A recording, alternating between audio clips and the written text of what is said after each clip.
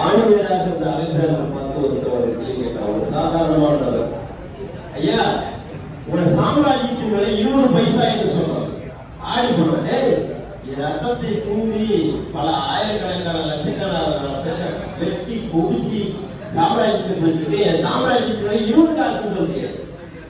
பார்த்து ஒரு வார்த்தை கேட்டாங்க, சார் நீங்க வெற்றி வாக்கை சொல்லி வரீங்க, பாளையம் வருகின்ற இடத்தில் ஒரு சொட்டு தண்ணி கூட இல்லை, தண்ணிக்கு அலையிறீங்க, நான் ஒரு போல தண்ணி கொடுக்குறேன்னா அவங்க சாம்ராஜ்யத்தை பாதி தருவீங்கன்னு கேட்டேன். கேஸ் தாமணி என்ன அப்படி என்றால் சாம்ராஜ்யத்தினுடைய இந்த கூடையை 20 பைசா